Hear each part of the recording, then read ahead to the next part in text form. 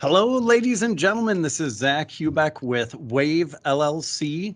I am here in our next 2021 version of AirWAVs podcasts, the podcast that brings you all sorts of technology trends, wireless trends, wired trends, TV Whitespace trends today. And I am joined by the one and only Alex Raskin. Alex is RADWIN's lead sales engineer. And Alex, it says right here about you, you've got 25 years experience, 25 plus in the networking industry. You bring a wide breadth of knowledge and experience with your last role as lead sales engineer for North America. You focus on pre-sales activities such as solution design and qualification, product selection, as well as bringing new partners and customers quickly up to speed on RADWIN solutions. Is that all true about you, sir? I'd like to say it is, and you said that quite well. I couldn't have said it better myself. Not that I wrote it or anything like that. So yeah, that's about the coverage of what I do. I cover North America. I'm based out of Atlanta, and I work with our existing partners, bringing them up to speed on existing or new products as they come out. And then as we bring in new partners or new customers, introducing them to the RADWIN line of products, getting them comfortable with the products. One of the main roles that I've been running is our proof of concept, where we have customers who are interested in the product and they want to get their hands on it, touch it, feel it, make sure it does what I have so vociferously said it can do. And we get them up and running on the product, doing best practices sessions, and not just dropping a box off and saying, hey, help yourself, get it out, get it running. We drop it off and then we get them their technical staff, their management, the configuration, the deployment, make sure they're all comfortable with the products and the solutions. All right. Love it. Well, Alex, it's really good to have you today. And I'm excited about this podcast because it's all about TV Whitespace. And it's been a long time coming in. You are not the first manufacturer to come to the market with a Whitespace offering. So why don't we just take our first moment and our first question? Why don't we go through how does Whitespace fit in the entire scheme of an outdoor wireless network versus other solutions like a 5 gigahertz, a 365 gigahertz solution? How does Whitespace fit? Yeah, and I know it's been talked about a lot over the last 3 to 5 to 10 years, et cetera. And it's a nice complementary solution in spectrum. And I have used the term several times, and one of my customers used it recently, where the term every spectrum has its place, right? We are industry leaders in 5 gig, a technology leader in 5 gig, and what we see is TV Whitespace really complements that 5 gigahertz spectrum, or even our 60 gigahertz products that is coming out, where TV Whitespace, that spectrum, the benefits that spectrum provides over maybe 5 gig, where 5 gig is great, it's a nice complement to my fiber backbone. Fiber can be expensive when you get to a certain point, so how can I get out to those people, a few miles and get some nice speeds out to them where I have line of sight? 5 gigahertz, great. We'd love to do it. But then we have the more challenging areas. We've got the rural areas that have got vegetation and it's hilly and it's kind of tough to reach these guys that are just out farther and farther. And in this world that we are, unfortunately all living in, everybody needs, connectivity. My kids have been schooling from the home on and off for the last year. We've got these rural areas where these kids need to get on to school or, whatever the application is. But TV Whitespace hits that spot, that niche where we're in a rural area, kind of tough from a vegetation, tough to reach, even with 5 gig. Trenching fibers, that's just such a price hurdle to get over. So TV Whitespace is introducing just another spectrum where I can get some nice distances, speeds, and really reach out to that rural areas that are still needing some of our internet connectivity. Very cool. So you are reaching, we hear about fiber, we hear about backhaul, multi-point, we hear about last mile. This is your last 100 feet. Maybe not. Maybe that's hyperbole, but it's definitely last mile rural connectivity where there is a challenging physics environment. Lots of foliage. Yes? Yeah, I don't know if I call it last mile because it does have some decent reaches to it. But what I would say is it's kind of that real niche where I've got just those real challenges of foliage or environments and different, types of interference that are like maybe a couple miles, but I can't get to it with 5 gigs. 60 gigahertz obviously is not going to fit because that's a real short haul. But this TV Whitespace really gives us that last niche area to grab those unique challenging spots that we can't get to with other spectrums. Awesome. All right, Alex, that first question was a softball lob. Here comes the real question, man.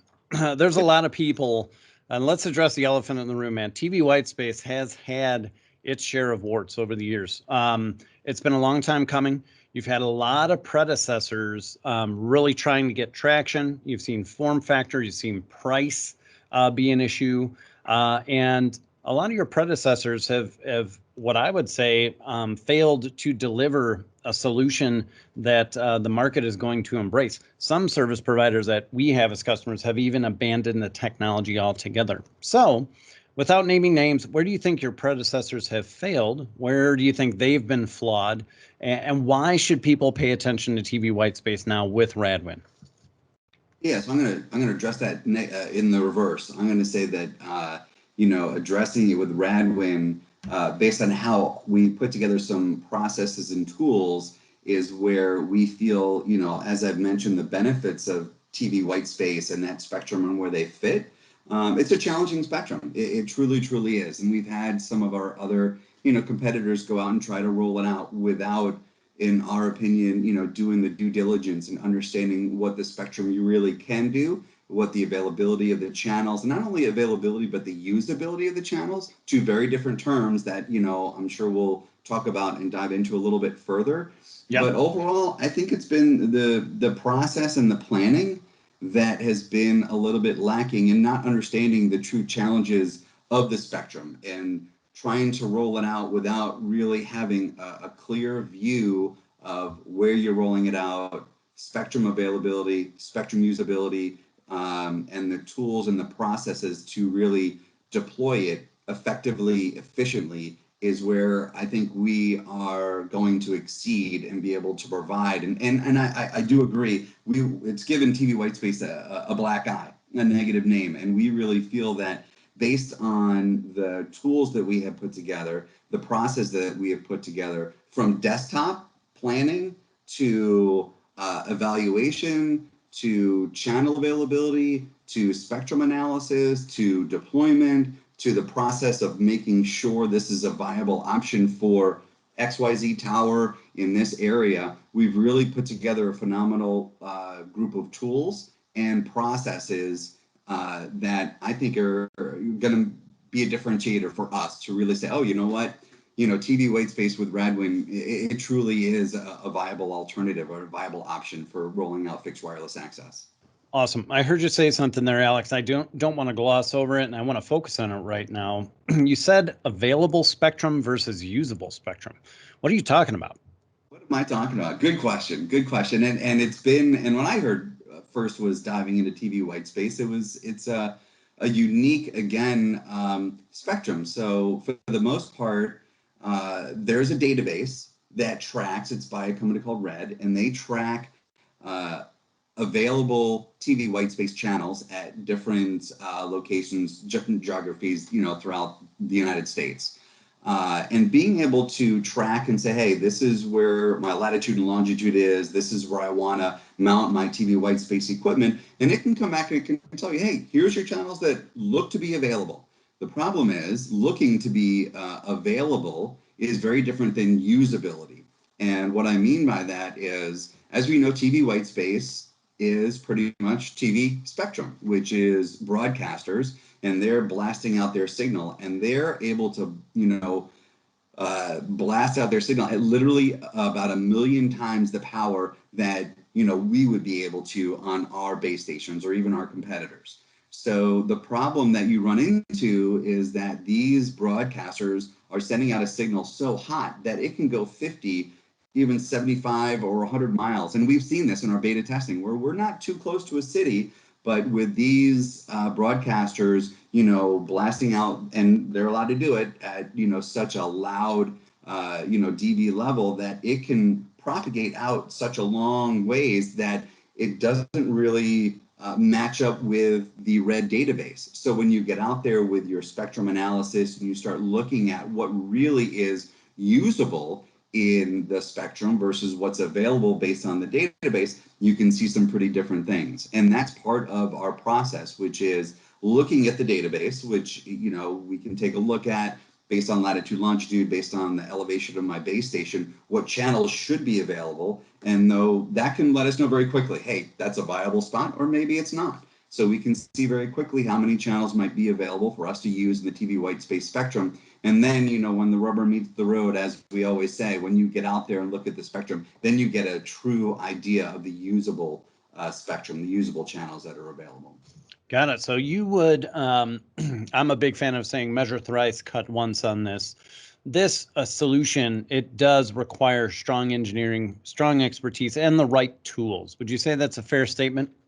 I think that's 100% statement. And I think going back to your question, a few minutes ago about where some of the competitors have, and I think they failed the spectrum, and they've kind of put a black mark on the spectrum, is because those tools they didn't have available. And whether it's the tools available or just the knowledge of where TV Whitespace really lends its challenges is, where I think we're going to be a differentiator, where we're going to shine, because we have those tools. We've got a planning tool, we have access to the database, we put it all together, and we have a very good understanding of, the TV Whitespace, the spectrum, the channels, and how we can deploy most effectively in there. Okay, I love it. So we talked about tools a little bit. Let's talk about the market's temperament on a cost per CPE basis. This is a very, very mature market, Alex, and we know there's been some white space offered previously, and truly with this product, people are going to look at their price per CPE. What do you say about is the price point where it needs to be right now for TV Whitespace as far as a price per CPE standpoint, and know that the service provider market as a CapEx versus OpEx discussion, they're very sensitive to that price per CPE discussion. What do you say about that, sir?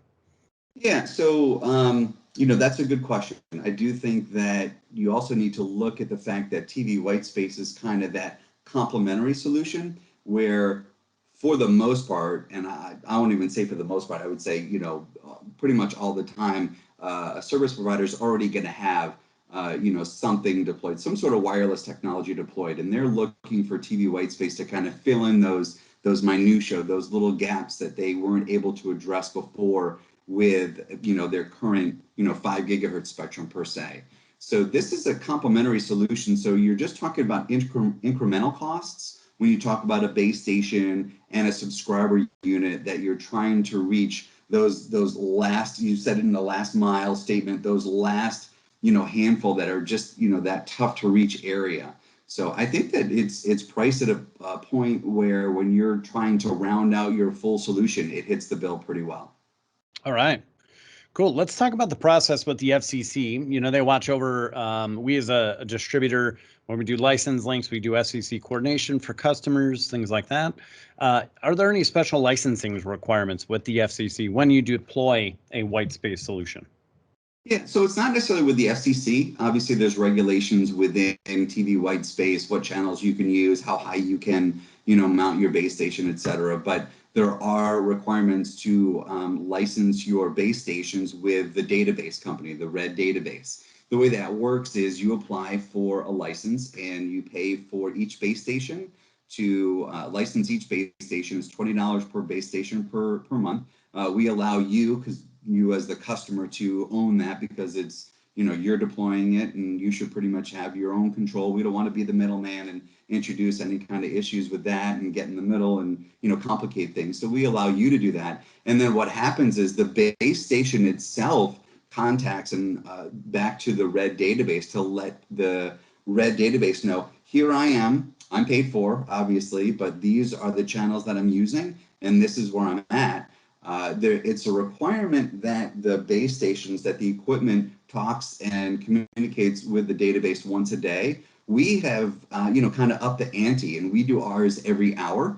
And the benefit of that is the granularity that you can see the channels that might become available. Maybe we're using 2 channels and a couple other adjacent channels were being used by a subscriber. Now they're open, and we're going to know that pretty quickly. And within our solution, we can aggregate up to 4 contiguous channels together. And if something else becomes available and we can increase that bandwidth and throughput to the subscribers, all the better. So we do it at a little bit more frequent clip, so that we can have a little bit more granularity and knowledge of what's going on, within the TV Whitespace spectrum as a whole.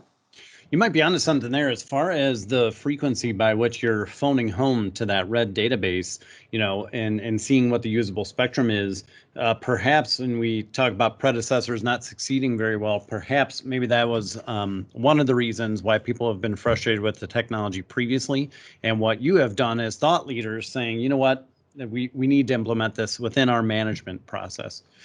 So good on you. I tip my cap to you, sir. I will accept that. Thank you.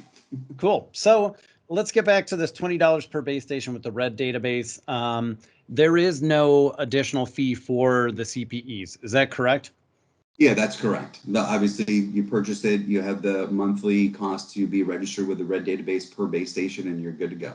Yep. And then that red database, are those partners or those service providers working through a distributor like Wave, then RADWIN, then Red, or are they going directly to Red to take care of that, and they hold that relationship with the red database? How does that work? Yeah, so our preference is not to be in the middle of that, not to be a cog in that wheel. That's, you guys the customer owns the base station. You guys should own, that process. So if we owned it, we don't want to be in the middle and cause some conflicts or anything like that. So we say, you know what, that's yours. That's your tower. You've got the base station on there. We don't do any markup on that. You just customer would work directly with Red, purchase their licenses and pay directly to them. We feel that, that's up to the end user, and the end user can own that themselves. Got it. Okay. So SAS is to CBRS as Red is to TV Whitespace, correct? Good correlation. Yes. I think I got it, fella. Okay. Alex, let's talk form factor real quick. I am a 43-year-old man. I remember TV Whitespace, that massive antenna on my parents' home that would just sway in the wind. We literally had a customer with a predecessor solution when the service provider went to deploy it, and they went to put up the antennas and the radios on the CPE level. The homeowner looked at them and said, "You're not putting that on my house." So what is RADWIN doing from a form factor aesthetics perspective to keep the neighborhood nice and tidy? What are you guys doing? Yeah, we want to keep it pretty, of course. I know that my wife wouldn't want some big, Yagi antenna, a couple of them on the corner of our house. So Yep. What we've done is unique in the market. We're very proud of the fact that we've pretty much put the CPE equipment into an all-in-one, device that has got the built-in antenna, and it's a very nice form factor that sits just like a flat panel antenna that would go on the side of your house. You don't have any kind of accessories or additional Yagi antennas poking out that can fold, that can fall, that can gather. We've all had some pretty bad weather experiences that can gather ice and start tilting down and causing interference or building up. Anything on the antennas that are going to cause any kind of issues or additional interference on the connectivity. So ours is a very clean, very nice, aesthetically pleasing, solution that is all in one in a nice, panel. And we're happy to show that off and provide any kind of pictures and, proof to that pudding. Very cool. I love it. Yeah. And then, Alex, back to my point of, cost for CPE and total cost of ownership. You don't have to have, a pigtail cable. You don't have to have that antenna. You don't have to have an extra mounting bracket for the antenna or a reflector dish, that type of thing. You guys have designed and engineered this thing all in one. Is that right? Yeah, I mean, when you've been in the industry like we have and have the experience and knowledge of what people do and don't like, on their houses to start with, and then on top of that, the more cables you have, the more equipment that you have, the more connectors that you have, the more air, room there is for failure. Having it all in one enclosure, IP67, environmentally sealed, increases your MTBF, your mean time between failure, exponentially. So we're really proud of the technology and the foresight that we put into putting this into a really nice single enclosure, integrated antenna solution. Awesome. I love it. All right, Alex, you've had some beta testers out there. So says my sheet. What kind of results are they seeing? Let's talk throughput, distance, all of those things. What are you guys hearing back from your beta testers?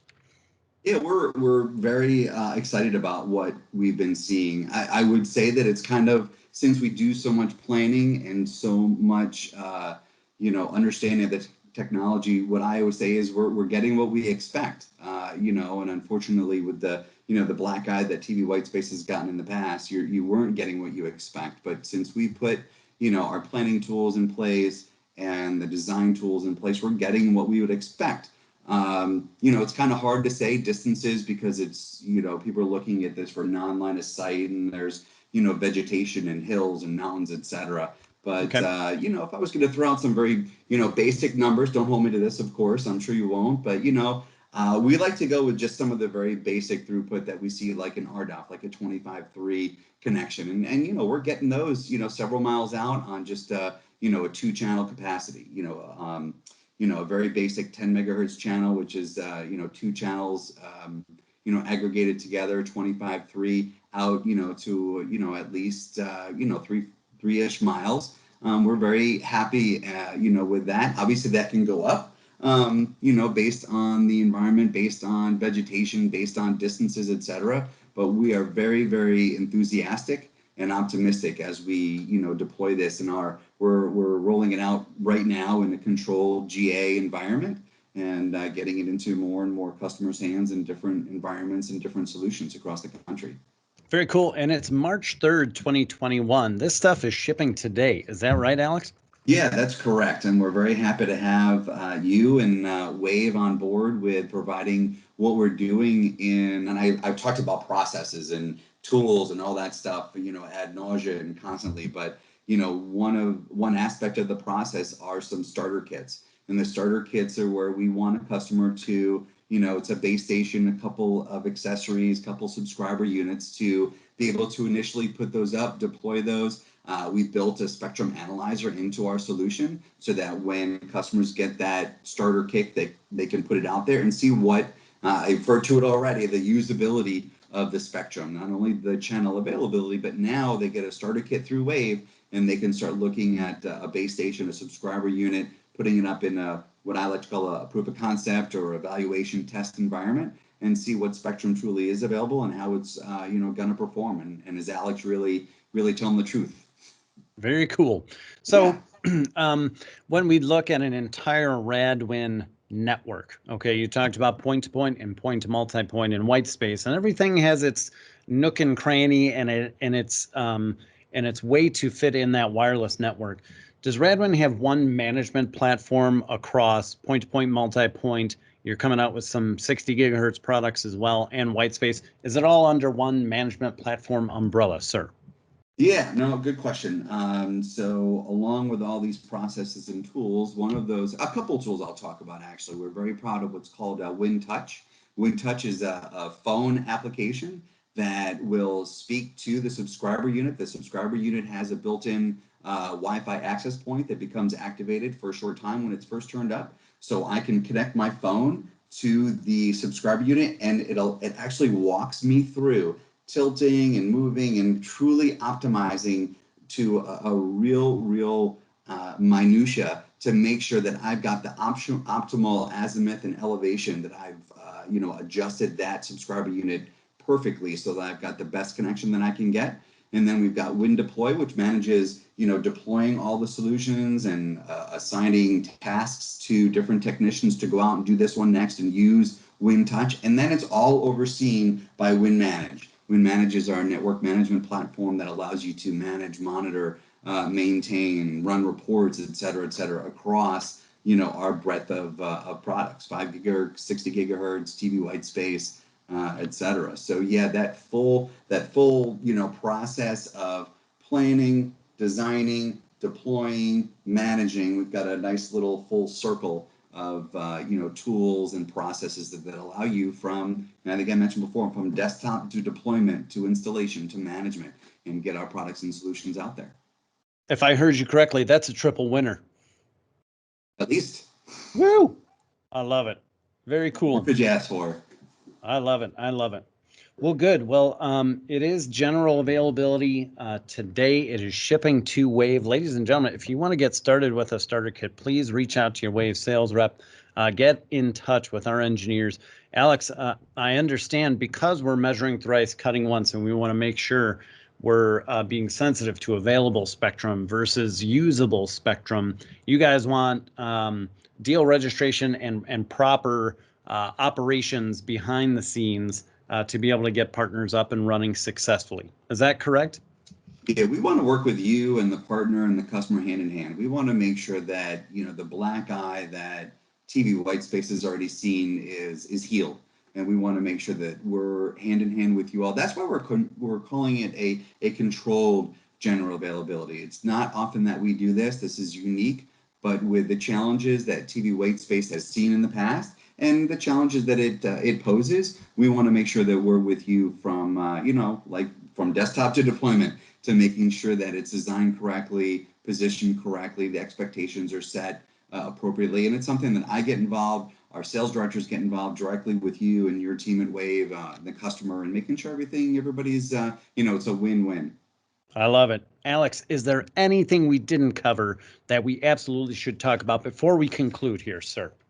I think we covered a lot of it, Zach. I think that we've gone through, and I think it's fair to talk about, that the elephant in the room where TV Whitespace has gotten a little bit of some bad press. It's been a long time coming. It's been deployed, incorrectly, and it's good to talk about those things so people understand, what did happen, just bad planning and bad processes, and then how we feel that we fixed it. How we're differentiating our products, our solutions, making it prettier, more aesthetically pleasing, making sure that the processes, the design tool that we have a brand new design tool that's going to allow us to position TV Whitespace with the channel management and how far it can reach. It takes into account your clutter data, your trees, your the mountains, the hills, the buildings, et cetera, et cetera.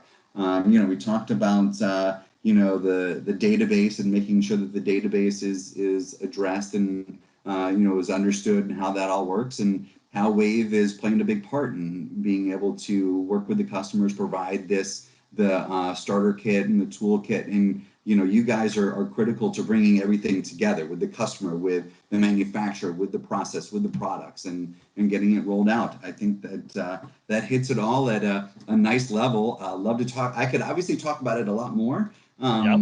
But I think that would be for when customers are really interested and want to touch it, taste it, feel it, and see where it really addresses. We've got our full process ready to go. Awesome. Well, Alex, this has been a short and sweet and an awesome 30 minutes with you on TV Whitespace done right by RADWIN. And we're so glad you guys have put a lot of research, development, and manufactured this properly.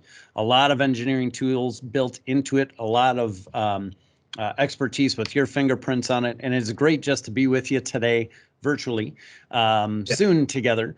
And we're really looking forward to the successes of TV Whitespace and finally connecting those customers properly. So thank you for your time, and thank you for a great solution, man. Thank you. You have a good one, Zach. Thanks for having me. Yes, sir.